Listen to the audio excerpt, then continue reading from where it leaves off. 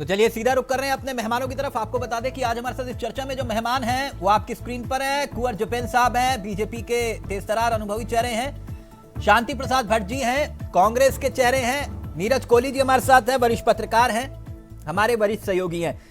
नीरज जी, चर्चा की शुरुआत आपसे, फिर राजनीतिक मेहमानों की तरफ। ये बागी तो खेल बिगाड़ेंगे ये तय है, लेकिन किसका बिगाड़ेंगे ये अभी तय नहीं है। अब इसका आधार यह है कि जब विधायकी की सीट ही जब 400, 500, 300 पर सिमट जाती है, मतलब हार जीत का मार्जिन, कई सीटों पर ऐसा हुआ और उत्तराखंड के इतिहास में एक बार ऐसा भी हुआ कि भाई 3 और 4 वोट से भी विधायक ही चुनाव हार गए। तो फिर यहां तो इसका मतलब ये बागी तो खेल बिगाड़ेंगे ये तय है, मगर किसका बिगाड़ेंगे ये बहुत महत्वपूर्ण है। लेकिन जो अब हंटर चल रहा अनुशासन का, किस लिहाज से देखा जाए, किस नजरिए से देखा जाए? देखिए तिलक जी की बागियों की आपने बात की, ये नई बात नहीं है। आप 2018 का इतिहास भी उठा कर देख लो, तब भी उस समय भी जो है निर्दलीय इंडिपेंडेंट जो है बड़ी संख्या में जीत के आए थे। चाहे वो नगर पालिका अध्यक्ष की बात हो, नगर पंचायतों की बात हो या वार्ड मेंबर्स की बात हो, बड़ी अच्छी संख्या में जीत के आए थे। और उसमें जो जीतने वाले थे ज्यादातर बागी थे दोनों दलों के। तो बागियों की भूमिका तो यहाँ बड़ी अहम हो जाती है। और आपने दूसरी बात ये कही कि चाबुक की बात, हाँ। दोनों राजनीतिक दल जो है राष्ट्रीय स्तर के राजनीतिक दल हैं, पार्टी में अनुशासन बढ़ा रहे, इसके लिए एक मैसेज भी देना है बाकी लोगों को, एक बड़ा मैसेज देना है कि नहीं भाई ऐसे चुप नहीं बैठेंगे। और अगर आप लोग पार्टी विरोधी गतिविधियों में लिप्त होते हो तो फिर हम डंडा भी दिखाएंगे। हाँ। वो बात अलग है। आपने कहा कि भाजपा ने जो है बड़े स्तर पर कार्रवाई की है, स्वाभाविक सी बात है कि जो सत्तारूढ़ दल है वो ताकतवर है, वहां जीतने की संभावनाएं ज्यादा है, इसलिए वहां टिकट मांगने वालों की भी जो नहीं नीरज जी, बीजेपी का क्या है ना कि एक और तरीका भी है, क्योंकि चाल चरित्र और चेहरे की बात तो होती है, वहां मारते एक है गिनते 11 है।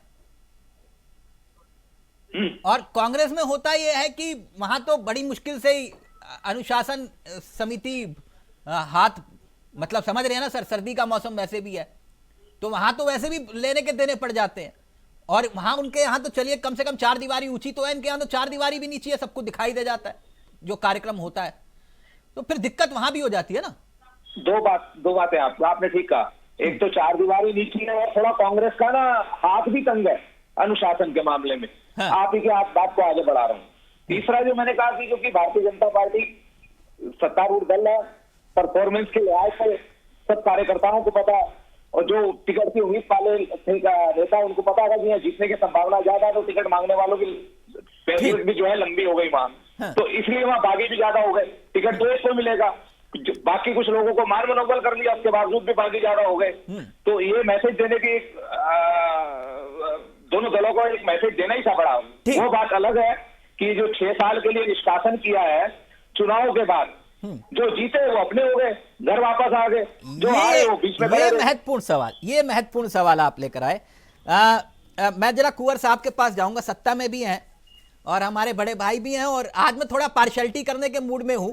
शांति प्रसाद जी, इसलिए शांति बरतिएगा, आज कुंवर साहब को थोड़ा जो मौका मैं ज्यादा दूंगा। जी जी जी। कुंवर साहब कैसे हैं आप? जी बहुत बहुत धन्यवाद तिलक जी।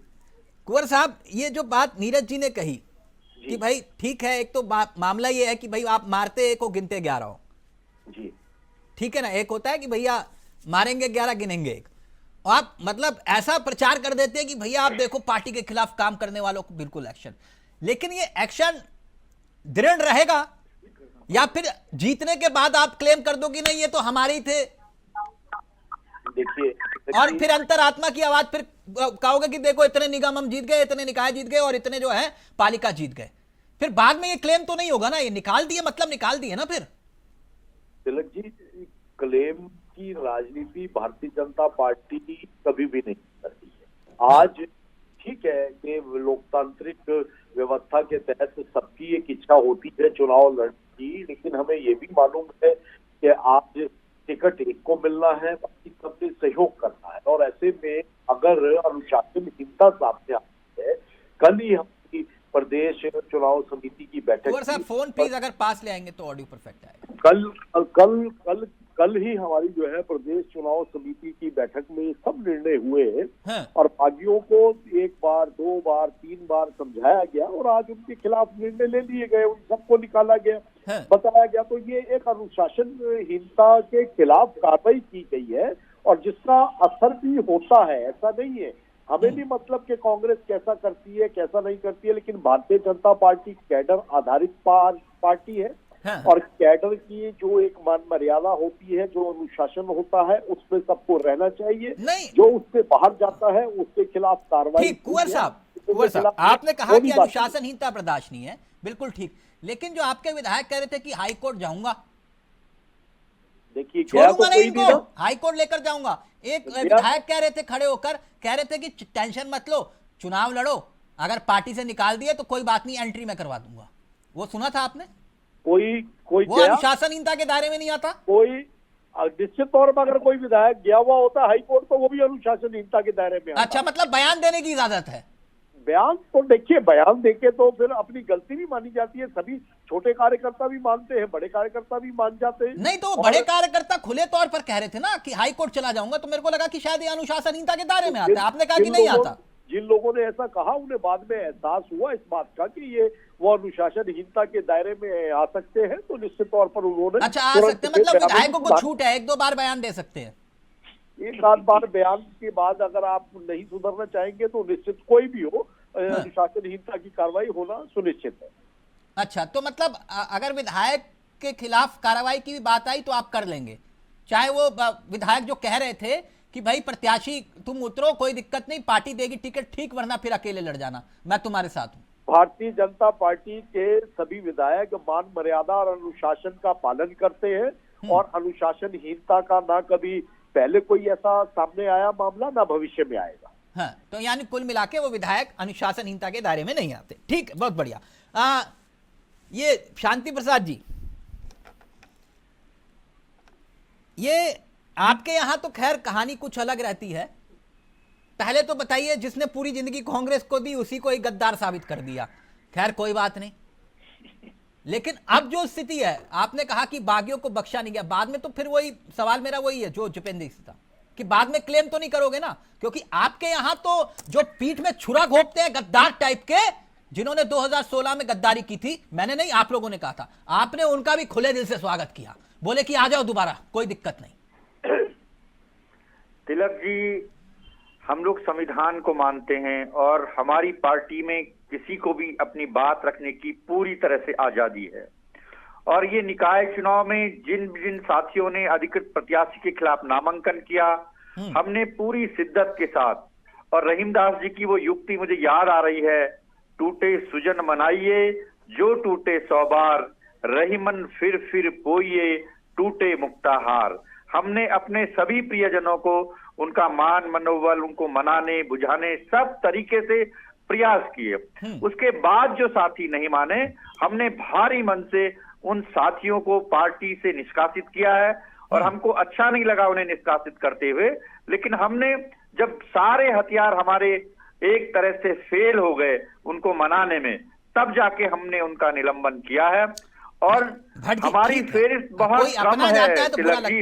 भारतीय जनता पार्टी जो चाल चरित्र और चेहरे कहती थी, कई लोग तो ऐसे थे जिनके प्रदेश उपाध्यक्ष की कुर्सी खाली होती, उन्होंने कहा कि लड्डू बांटो, बोले अंधेरे में बांटना, कोई दिखाई ना दे, बस जोशी जी चले गए, बहुत बढ़िया हुआ, कुर्सी तो खाली हुई कम से कम।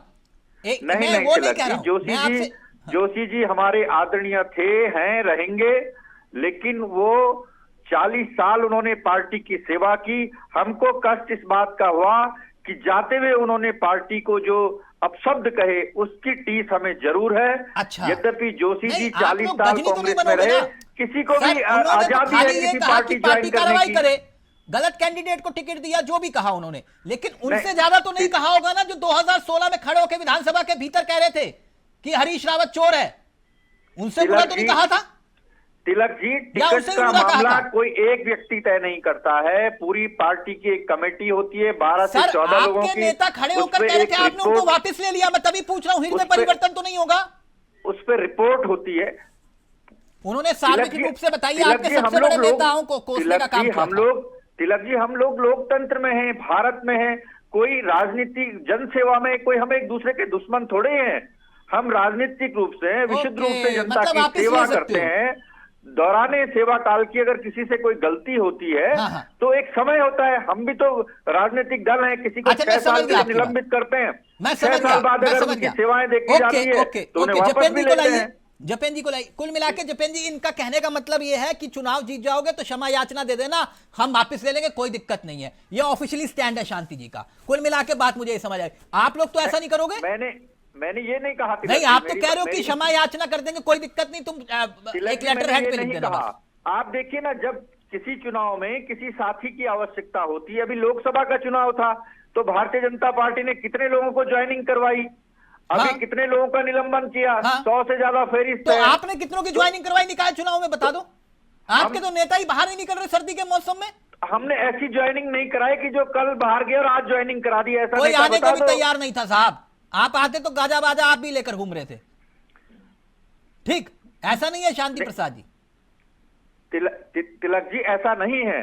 लोकतंत्र में मैंने कहा ना कि सबको स्वतंत्रता है, आजादी है, हम सर, संविधान को ओके, मानते जपेन तो साहब रिएक्ट करना संविधान चाह रहे हैं। सम्मत जपेन जी, कार्रवाई भी करते हैं, शांति प्रसाद जी ने संविधान कह दिया, सम्मत मैं भी जितनी करते बात हैं। समझ गया। कांग्रेस के जो बागी हैं वो समझ ले, शांति प्रसाद जी कह रहे हैं जीत जाओगे तो एक माफीनामा दे देना, वापस ले लेंगे। जब हरक सिंह रावत को वापस ले सकते हैं तो आपको भी ले लेंगे, कोई टेंशन नहीं, आ जाना। इससे बड़ा उदाहरण दे देता हूं, फिर उसके बाद जपेन साहब अपनी बात रखिएगा। इन्होंने कहा कि भाई गलती सबसे हो जाती है, जब उनसे भी गलती हुई थी, जो पिता और पुत्र के मोह में, टिकट के चाहत में, जब रात को गए और सुबह बीजेपी से टिकट ले लिया और वापस आए तो उन्हें संवैधानिक पद और नेता प्रतिपक्ष के पद से नवाज दिया। बोले तुम भी आ जाना, कोई दिक्कत नहीं है, कांग्रेस है ये। बिल्कुल, कुंवर साहब अपनी बात रखिए अब। तिलक जी, ये चुनाव सीधा सीधा भारतीय जनता पार्टी की तरफ झुकता हुआ दिखाई दे रहा है। आज पूरे प्रदेश के अंदर जो कांग्रेस की स्थिति बनी हुई है, जो अंतर्कलह की वजह से कांग्रेस के अच्छे कार्यकर्ता लोग आपने निष्कासित किया, अंतर्कलह हमारे यहाँ पार्टी में आ गए हैं, तो ये सीधा सीधा संकेत है कि विपक्ष के तौर पर भी उत्तराखंड के अंदर कांग्रेस फेल हो चुकी है। और वर्तमान नगर निकाय के चुनाव, हमारे मेयरों के चुनाव, ये पूरी तरह से भाजपा की तरफ बढ़ चुके हैं। और ये उत्तराखंड की जनता का धन्यवाद है कि उन्होंने एक ऐसे नकारा विपक्ष को नकारने का निर्णय लिया और उसके नतीजे सामने आ जाए। उल्टा चोर कोतवाल को डांटे, सरकार आपकी और अब वो नकारापन नतीजे विपक्ष आने का। दीजिए शांति जी, नतीजे आने दीजिए, नतीजे बता देंगे, नतीजे आप हाँ, नतीजे बता देंगे। साल भर तक तो आप चुनाव नहीं करा पाए, छात्र संघ चुनाव नहीं कर पाए, निकाय चुनाव नहीं कर पाए, सहकारिता चुनाव नहीं कर पाए, नहीं, पंचायत चुनाव निकाय नहीं कर चुनाव, पाए। सहकारिता चुनाव, ये सब बातें ठीक है, लेकिन एक मिनट, एक ये कुंवर साहब ने एक बहुत गलत इल्जाम लगाया, मैं इस पे थोड़ा सा इनकी सफाई चाहूंगा। एक मिनट कुंवर साहब, आपने कहा कि निठल्ला नकारा विपक्ष, ये इल्जाम और तोहमत लगाने के पीछे की वजह? नहीं, ठल्ला नकारा तो आपने जोड़ दिया। नहीं, मतलब कहने का वही आपका अर्थ है ना, आपके दिल की भावना में बाहर ले आए और इससे ज्यादा क्या करूं? आप यही कहना चाह रहे हो ना कि विपक्ष में कोई दम नहीं है? विपक्ष में कोई दम नहीं है, उत्तराखंड की जनता कह रही है ऐसा। हमारे कहने से क्या होता है? हाँ, बताइए ना, किस जनता ने कहा? जनता का बयान बताइए। जनता ये जान चुकी है कि विपक्ष पूरी तरह से, जनता ये कह रही है कि ये नाकारा सरकार है, धामी की सरकार नाकारा सरकार है, ये कुछ नहीं कर पाई है। ख्याली चुनाव बनाते रहिए। भारतीय जनता पार्टी के साथ उत्तराखंड की जनता और वोटरों का समर्थन है। अरे और ये आप देखिए ना, ये चाल चरित्र और चेहरे वाली पार्टी, इनके विधायक मुन्ना सिंह जी का क्या बयान था, दिलीप रावत का क्या बयान था, राजकुमार ठुकराल का क्या बयान था, गणेश जोशी पर आय से अधिक संपत्ति का मामला है, प्रेमचंद्र अग्रवाल जी सरेआम लोगों की पिटाई कर देते हैं, अंकिता भंडारी केस का इन्होंने क्या किया, आप देख रहे हैं ना तिलक जी। तो चाल चरित्र और चेहरा इनका बेनकाब हुआ है, जनता इन्हें गरिया रही है। विपक्ष हर मुद्दे को लेकर संघर्षशील रहा है, चाहे वो महिला हिंसा का मामला हो, महिला यौन शोषण का मामला हो। इनके 4 मंडल अध्यक्ष यौन शोषण के आरोपी हैं, अंकिता भंडारी केस में भी इन्हीं के लोग आरोपी हैं। तो आज इन्हें भी मालूम है हकीकत कि नगर निकाय चुनाव में ये अपना अस्तित्व खोते चले जा रहे हैं। अब एक मिनट मैं थोड़ा सा क्लियर कर देता हूं जो बात कुंवर साहब ने कही। ये दुआ करिए कुंवर साहब कि ये विपक्ष जो है आपके साथ मित्र विपक्ष खड़ा है। क्यों? ये बात आपने बिल्कुल सही कही कि ये जो है विपक्ष वाले कमजोर हैं। ये बात आप जनता नहीं, ये बीजेपी के नेता कह रहे हैं। क्यों कह रहे हैं पता है नीरज जी? भाई अगर विपक्ष में बीजेपी होती, ये तो कंकाल दिखा रहे थे आपदा में जाकर, कंकाल दिखा रहे थे 2013 में। ये तो वो विपक्ष है कांग्रेस। अब रुक जाइए शांति जी, मैं बता रहा हूं ना, एक मिनट। बिल्कुल सही कहा जपेंद्र जी ने।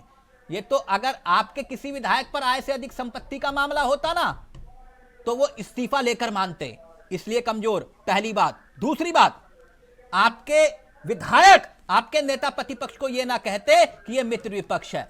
दूसरी बात। तीसरी बात, अंकिता भंडारी हत्याकांड, किससे इस्तीफा दिलवा लिया? शांति प्रसाद भट्ट, इसलिए वो कह रहे हैं कि आप कमजोर हैं। अब चौथी बात सुनते जाइएगा। चौथी बात, तिलक जी आप कांग्रेस के प्रवक्ता की तरह क्यों बात कर रहे हैं? कुंवर साहब, मैं तो बता रहा हूं कि मित्र विपक्ष क्यों है। क्यों आपने कहा ना कमजोर है, तो मैं बता रहा हूं क्यों कमजोर है वो। मैं बता रहा हूं कुंवर साहब क्यों। अब आपको पीड़ा हो रही है। कमजोर बता तो रहा हूं कि कमजोरी क्या है। अभी तो रुकिए ना, असली खेल बता रहा हूं। असली खेल कहां है कुंवर साहब? यहां तराजू सबके लिए बराबर है। और उन नेताओं के लिए जो तथाकथित नेता कांग्रेस के कहते हैं कि स्वयंभू की हम भी कांग्रेस हैं, तो सुनिए इस बात को भी सुनिए। हरिद्वार में एक सरकारी कॉलेज और आपके तथाकथित बड़े नेता मुंह खोलने को तैयार नहीं। शांति प्रसाद भट्ट, इसे ही कहते हैं मित्र विपक्ष, इसे कहते हैं मित्र विपक्ष। समझ में आई आपको? इसीलिए वो सीना ठोक कर कह रहे हैं कि आप कमजोर हैं। डेली प्रदर्शन हो रहे हैं, आप कमजोर हैं। मैंने कहा स्वयंभू, आपके बड़े नेता, आपके हरिद्वार के उत्तराखंड के सबसे बड़े नेता, वो कितना विरोध कर रहे हैं। हमने चाहे छात्रों पर लाठी चार्ज हुआओ, शांति प्रसाद जी रुक जाइए। कौन सा इश्यू है तिलक जी? बताइए। बता दिया ना आपको अभी बताया। छोड़ दीजिए मलिन बस्ती का मामला, छोड़ दीजिए मलिन बस्ती का मामला। वो भी निकाय चुनाव में, हमने मलिन बस्ती का मामला निकाय चुनाव में आप मुद्दा नहीं बना पा रहे। आप कमजोर हैं, इस बात को मानिए ना मानिए। आपके बड़े नेता जो हर मुद्दे पर मौन व्रत रखते हैं, वो कहां है शांति प्रसाद जी? आपकी प्रभारी, जिनको मालूम नहीं निकाय चुनाव हो रहा है या नहीं हो रहा, और आप मुझे कह रहे हैं आप कमजोर विपक्ष है। बिल्कुल सही कह रहे कुंवर साहब। बिल्कुल नहीं। कहां है बताइए? हमारे प्रभारी नहीं है, तो भारतीय जनता पार्टी के प्रभारी कहां हैं? आप बताइए।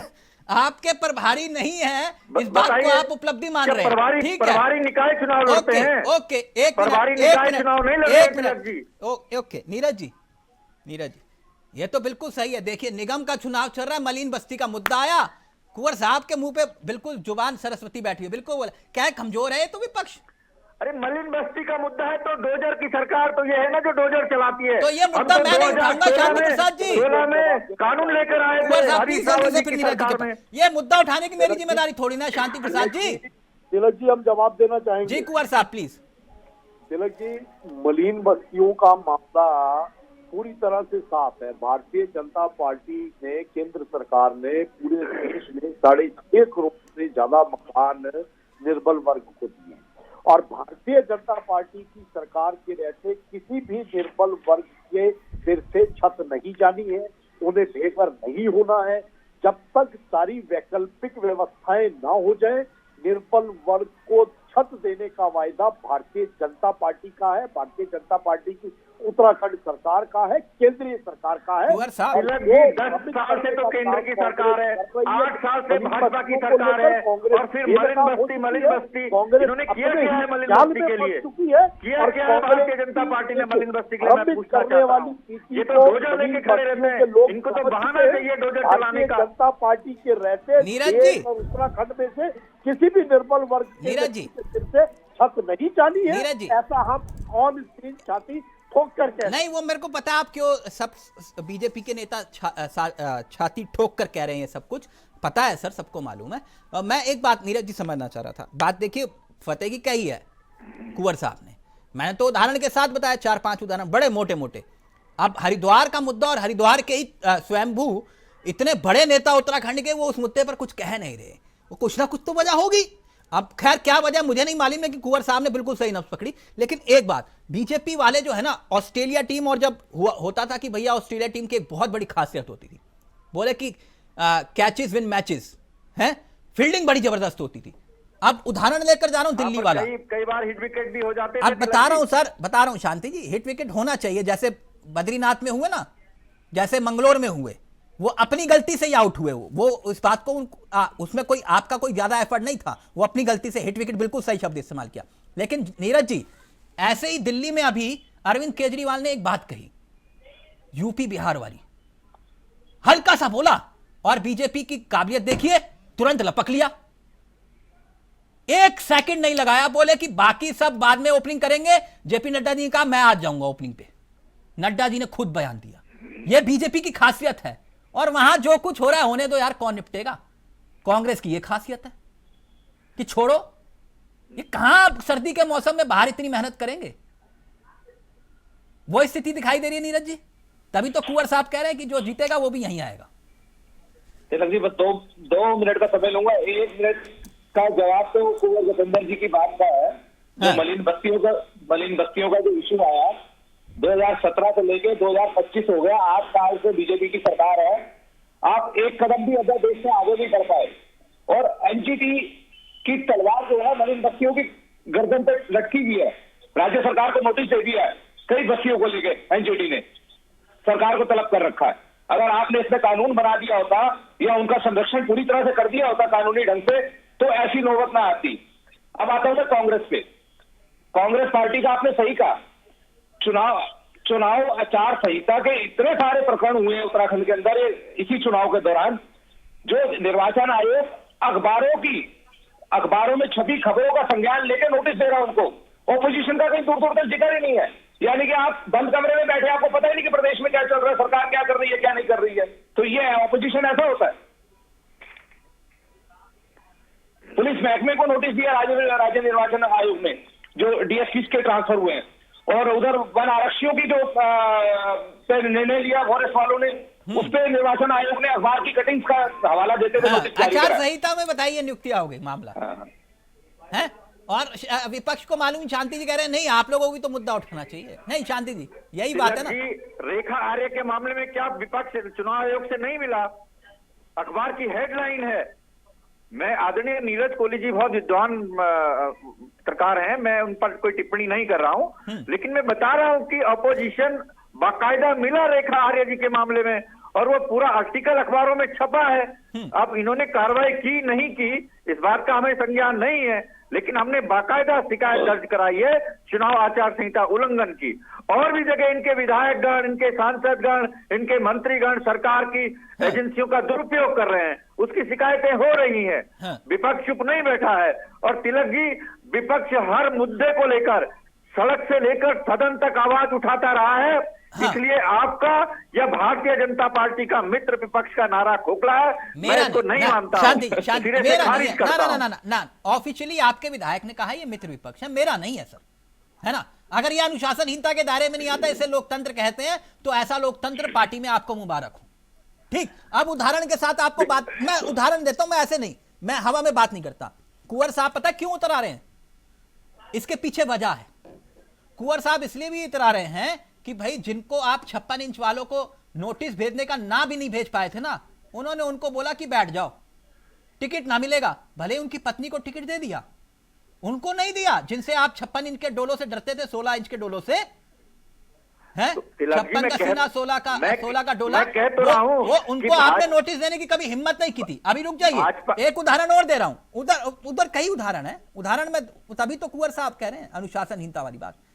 इनके एक कभी धुरंधर हुआ करते थे जो कहते थे पार्टी मेरी मां है, उससे बढ़कर कुछ नहीं, राजकुमार ठुकराल। ठीक, उनका ना सिर्फ टिकट काटा, बल्कि सुनने में आया कि इस बार भी निगम के चुनाव से पहले 3 बार सीएम साहब की यहां कुंडी खटखटाई उन्होंने, बोले कि वापस ले लो, नहीं लिया। तो इसलिए तो कुंवर साहब कह रहे हैं कि हमारे यहां ऐसा कुछ नहीं है जो आपके यहां है। लेकिन कुंवर साहब चलते चलते एक बात बता दीजिए, वो जो आप चुनाव जीतने के बाद जोर से अंतरात्मा की आवाज लगाते हैं और खींचे चले आ जाते हैं, इस बार भी जो उनके तथाकथित बागी हैं, जैसे कांग्रेस के सिंबल पे भी लड़े आप, आपके पाले में आगे कई अध्यक्ष, पालिका अध्यक्ष, तो इस बार भी अंतरात्मा की आवाज लगाओगे, कम से कम छोड़ दोगे इस बार? भारतीय जनता पार्टी का स्टैंड क्लियर है।